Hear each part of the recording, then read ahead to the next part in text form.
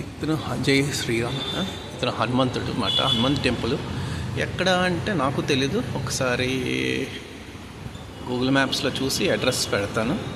చాలా బాగుందండి. మేడ మీదకి ఉంది అనమాట. కింద కూడా ఉంది ఇదే ప్లేస్లో గుడి. ఇది పెద్ద. సో ఇలా వెళ్తుంటే ఫస్ట్ టైం నాకు అనిపించింది, అంటే ఈ దారిలో ఎప్పుడు రా అనమాట. సో అనుకోకుండా ఈ దారిలో వచ్చాను. సో హనుమంతుడు ఈరోజు మంగళవారం 3 అనమాట, జూన్ 2025. సో అలా వచ్చి మరి హనుమంతుడి టెంపుల్ కనిపించింది. సో వెళ్ళాలనిపించి వచ్చేసాను అనమాట. అంటే హనుమంతుడు అనుగ్రహం అనుకుంటా. సో ఇది చాలా బాగుంది. పంతులు గారిని అడుగు తీసుకోమన్నారు. ధ్వజస్తంభం పైకి ఉంది. ఇది హనుమంతుడు అన్నమాట. చూడండి చాలా బాగుంది. లోపలికి ఉంది అనమాట హనుమంతుడు. సో ఇది టెంపుల్ ప్రాంగణం. సో ఇది ఎక్కడ ఉందో నాకు తెలియదు. పక్కన స్విమ్మింగ్ పూల్ ఉంది, ఎవరిదో మరి సొసైటీ వాళ్ళు, సొసైటీదేమో. సో ఇలా ఉంది మెయిన్ రోడ్డు. ఇక్కడే ఈ హనుమంతుడు గారు ఉన్నారు. గుడి కిందకి దిగి ఇంకా కొన్ని టెంపుల్స్ ఉన్నాయి, తీద్దాం. ధ్వజస్తంభం చూసారు కదా, కింద నుంచి కూడా ఉంది. ఇలా హోమాలు చేస్తారు. ఇది హనుమంతుడు. ఇక్కడ చిన్న హనుమంతుడు, పైన ఇదే హనుమంతుడి దగ్గర పెద్ద హనుమంతుడు ఉందన్నమాట. ఇదే ప్లేస్లో మేడ మీద పెద్ద హనుమంతుడు ఉంది.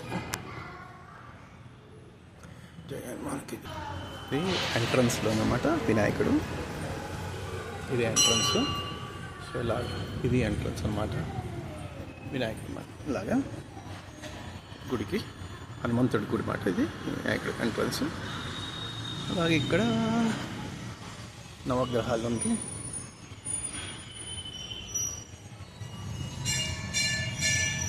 నవగ్రహాలు. ఆదిత్యాయ సోమాయ మంగళాయ బుధాయ చక్ర శుక్ర శనభ్య రాహుల్ కేతువాయ నమః. నేను ఆల్రెడీ చూసి పంతులు గారిని అడిగాను అన్నమాట. అడిగితే తీసుకోండి అన్నారు. ఇది రాతిది ధ్వజస్తంభం. ఇది అమ్మవారు, శివుడు అమ్మవారు అన్నమాట. అలాగే సుబ్రహ్మణ్య స్వామి, వినాయకుడు అన్నీ ఉన్నాయి. అలాగే ఇక్కడ సుబ్రహ్మణ్య స్వామి మళ్ళీ ఉన్నారన్నమాట. సో ఇది ఈ గుడి ఎక్కడుందో నాకు తెలీదు. నేను ఒకసారి మ్యాప్స్లో నేను చూసుకొని పెడతాను. సో ఇది అన్నమాట. అలాగా ఇక్కడ మనం అభిషేకం చేసుకోవచ్చు. త్రయంబకం జామ చేస్తుందని వెళ్తున్నాం. వారికి నిబంధనక్షో క్షీమావర్తం వారికి నిబంధనక్షం క్షీమావర్తాలు. ఇది ఎంట్రన్స్ హనుమంతుడి గుడి. ఇక్కడ ఉందన్నమాట.